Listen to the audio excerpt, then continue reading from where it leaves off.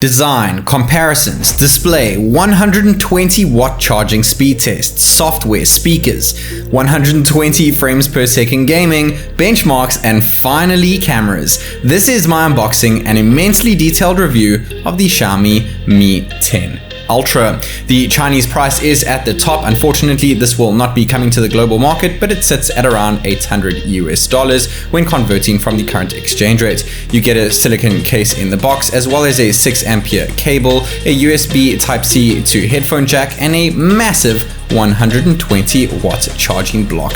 And it comes in the box, no doubt. After I test out this phone in a little bit of a drop test over there, let's go ahead and peel off the cover of this beast.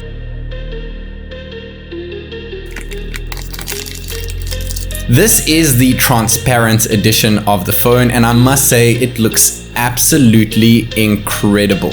Of course, there are some stickers underneath the Gorilla Glass 6 back over there, but you can actually see some indentation underneath the glass, which means that you can actually see parts of the phone apart from the stickers. I must say that the back looks absolutely incredible, like I said earlier, but I just can't get enough of it, and it doesn't look half bad with the case on either. We have a single power button and a non-split volume rocker. On the side, we have a dual SIM tray at the bottom of the phone with no support for micro SD. We have a USB Type-C port, which is limited to 2.0 speeds, and we have dual stereo speakers, though no Dolby Atmos here. Gorilla Glass 5 at the front and 6 at the back with no IP rating. It is a little bit heavier than quite a few phones on the market, but its camera bump might be a bit big, the actual module, but it doesn't actually protrude as much as the other flagships around, or even so as its little brother, the K30 Ultra. So it looks absolutely stunning at the back, but what about the front? Will we get treated to a 19.5:9 aspect ratio, 6.67 inch OLED display, billion colors this time around? We have Full HD Plus at 386 ppi, 1120 nits peak brightness, and it looks absolutely incredible. And the main selling point is that incredible 120 Hz display. Of course, the brightness is quite high up there, a little bit less than its little brother K30 Ultra, but it still looks just as bright as the flagship contenders on the right hand side. The biggest talking point here though is the 120 Hz, which is up from the Mi 10 Pro's 90. And let's do a little bit of a test here to show you guys how many more frames you can actually see per second. And as you can see on the right hand side, the 120 is pretty much double. A lot of ghosting going on in slow motion over here, but you can definitely see a difference. This kind of gives you an idea of the actual feel of the phone. But we don't have a 90 Hz option on the phone, which is a bit of a bummer if you want to save some battery life over there. Comparing it to the Black Shark, you can actually see a bit of an improvement. Though I must say, in reality, I don't really feel much of a difference between 90 and 120, so I would have actually liked the option. Comparing the 120 Hz display to the other 120 Hz panels out there, including the K30 Ultra all the way on the left, Xiaomi's budget phone, which is less than $300 almost cost a third of the price of the Mi 10 Ultra. It doesn't look quite as good as the Mi 10 Ultra, but the Mi 10 Ultra looks pretty much on par, if not better, than the other flagship phones around. We have a couple different color schemes and different brightness settings that we have in the actual settings of the phone in order to tune our display up. And we also have an anti-flicker mode, though it reverts to 60 Hz if you'd like to use this. You can also hide that little punch hole notch at the top there, and we have dark mode as well, which looks absolutely superb. The blacks are nice and deep on this incredible OLED panel. Of course, we also have an always on display over here, and the always on display looks phenomenal in simple mode, and we have some extravagant modes as well. We do have 55 watt charging. I don't have the block with me here, but that is the fastest wireless charging I've ever seen on a smartphone. But the most exciting thing is the 120 watt wired charging, literally breaking records over here. And Xiaomi have advertised 41% in 5 minutes and 100% in 23 minutes. Well, let's put it to the test. After 5 minutes, we got 26%, not 41%, but let's see if we can peak out at the same 23 minutes to get 100%, 48% in 10 minutes, and it is pretty hot, guys. We're sitting at about 52, 53 degrees in Celsius over here after the 64% mark in 15 minutes, which is absolutely insane. I've given some reference to the fastest charging phones that I've tested on my channel at the bottom. The Realme X2 Pro, which did it in 27 minutes, and the Lenovo Legion with 90 watt charging in 35 minutes. 80% after 20 minutes over here, still sitting at about 53 degrees in Celsius. And after 23 minutes, when they said that it would clock out at 100%, we're sitting on 88%. So those were probably very perfect test conditions in their labs over at Xiaomi, but over here in my little studio at home, things aren't getting quite as fast, but 100% in 31 minutes nonetheless is still ridiculously quick. But at less than half the wattage, 50 watts, the Realme X2 Pro with a slightly smaller battery did it in 27 minutes. So you tell me, does the Xiaomi Mi 10 Ultra actually need 120 watts of charging, or is it just going to wreck the battery over time?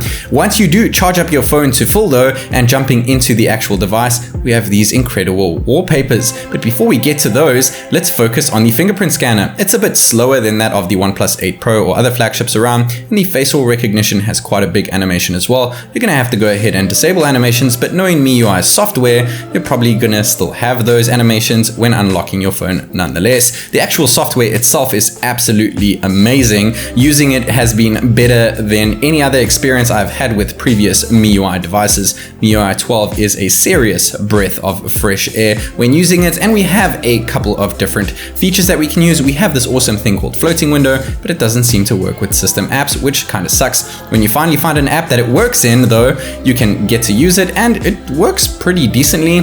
But when you do decide to close it and you pop into something that enables your text at the bottom, your keyboard, it's almost impossible to close this thing. Once you finally get it right, you're probably not going to want to use it again. I really hope that this improves in future software updates. Of course, we do have Google services over here thanks to Xiaomi. You can actually get it from the Xiaomi Play Store, their version of the Play Store anyway. But we have these incredible super wallpapers. Let me show you guys all three over here, and they look absolutely phenomenal. So it pretty much has three phases: the regular home screen, going into your lock screen, going back into your home screen, and then you can also swipe left to right as well, and it shows this neat little animation as you go side to side on your home screen. It really looks great, but I'm pretty sure it chomps a ton of battery life. And when you remove an app, it gives this little exploding effect and wrecking the other apps around it until they get back to normal. These are the little things that truly put a smile on my face, and the haptics are pretty darn great if you ask me, compared to the best haptic phones around. We don't have Dolby or DTS stereo sounding speakers here, though we do have the Xiaomi presets if you'd like to fiddle around with them, and we have some different visual effects when you are playing music on your device.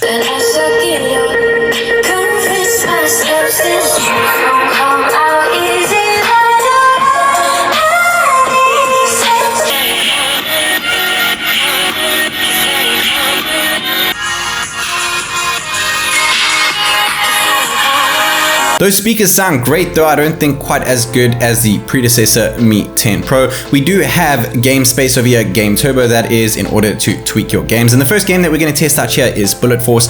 Let's see if we can actually hit 120 FPS. And yes, we can. We're hitting around 110 to 120 though, so it's fluctuating a bit.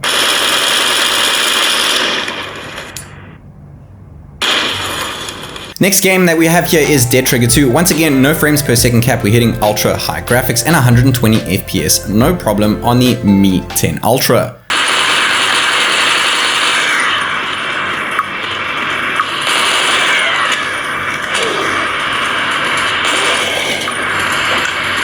Want some more?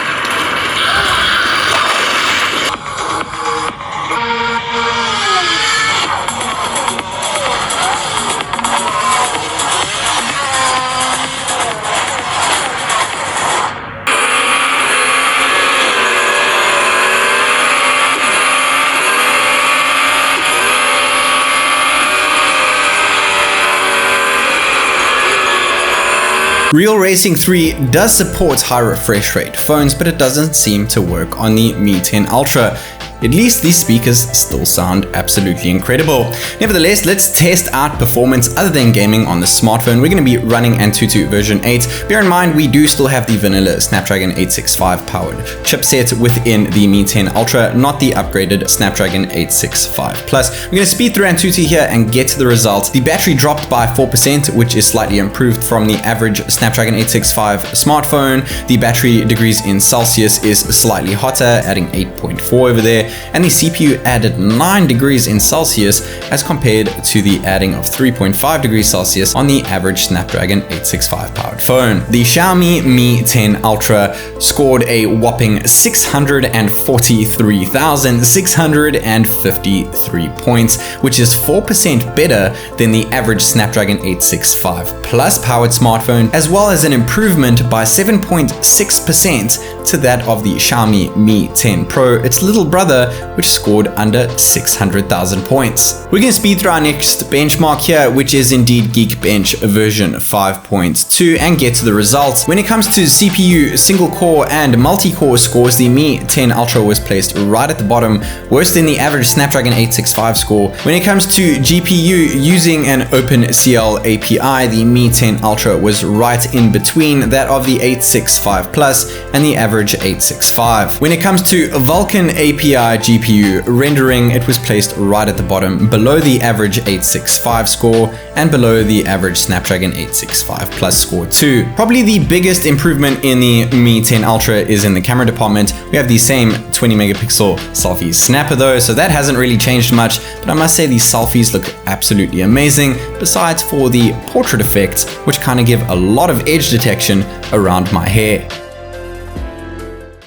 This is Technic recording a 1080p 30 fps video on the Xiaomi Mi 10 Ultra. It is completely capped at 1080p and 30 fps. Let me know what you think of the audio and video quality when using the selfie camera on the Mi 10 Ultra. The main sensor is now 48 megapixels instead of 108, but the camera sensor is actually larger, allowing more light to come into the lens. The telephoto lens is 12 megapixel with 2x optical, periscope lens 48 megapixels, ultra wide at 20, and we have up to 8K video. Ultra wide shots look pretty good with the widest field of view I've ever seen at 128 degrees. This is a 108 megapixel shot. Yes, it is indeed. You can actually choose a 108 megapixel mode, which actually uses reverse pixel binning using upscaling, and the actual bin shot looks great coming down from 48 megapixels. The 2x optical zoom looks great. Moving on to periscope, 5x zoom with optical looks great on periscope. 10x digital zoom with the periscope looks pretty great. 50x hybrid zoom doesn't look the best. 120x hybrid zoom, once again pretty much the result you were seeing on the S20 Ultra. Now we're going to skip ahead to some more zoom shots. I think that the sweet spot over here is the 30x zoom with hybrid. It looks really detailed even when using pixel binning on the periscope lens, and going all the way to 120x with decent lighting, you can still see quite a bit of detail. This is probably my favorite scene over here. There's a building far in the distance over there with a Holiday Inn logo over there, so let's have a look at some text. Going all the way into 120x zoom, it is still clearly visible. A bit grainy, but a lot better than anything I have seen previously. When it comes to portrait modes, it looks pretty great on me, as well as when you take a portrait shot of an object. And we don't have a macro sensor, but it utilizes the ultra wide pretty well. We have 8K at 24 FPS this time. It is not using upscaled. This is actual raw 8K footage at 24 frames per second, which is great. We also have 4K at 60 FPS, a lot more stabilized. As you can see, it looks really good. Probably the best video quality I've ever seen in a smartphone, just shy of that of the iPhone 11 Pro Max. 1080p at 60 FPS. This is still the main camera, very stable once more, very smooth in daylight, though I'm sure it's a bit different during the evening. 4K 30 FPS ultra wide. 4K is capped at 30 when using the ultra wide mode, but at least you can still shoot at 4K ultra wide. 1080p though is not capped at 30. You can go all the way up to 60 FPS. It looks even better than 4K when viewing on a 1080p device, and it is super buttery smooth. We also have a steady video on over here with the main sensor, and we have a steady video Pro on when using the ultra wide sensor. The Xiaomi Mi 10 Ultra is one absolutely memorable device. I say memorable because this is indeed Xiaomi's 10th year anniversary edition device, and it is no doubt their flagship device. It looks absolutely breathtaking from the back, and going into the phone with that super wallpaper over there, things get even better and even brighter and even quicker with a super smooth 120Hz refresh rate panel. Of course, there are competitors out there, even within the Xiaomi company itself. At a third of the price, you can get the K30 Ultra, which is still pretty darn good. And the rest of the competition is more expensive, but they do have some extra added features, though the Xiaomi now seems to finally be edging the gap between it and them with the Xiaomi Mi 10 Ultra. If you ask me, at this very moment, this is my pick for 2020.